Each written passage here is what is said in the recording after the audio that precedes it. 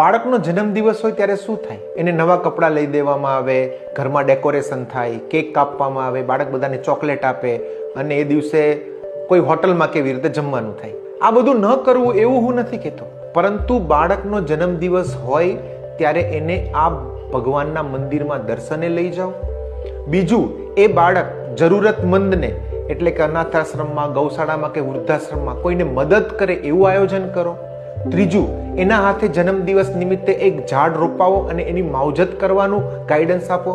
ચોથું, આપની સોસાયટીમાં કે એપાર્ટમેન્ટમાં જેટલા વડીલો છે બધાના બાળક આશીર્વાદ લે એવું આયોજન કરો.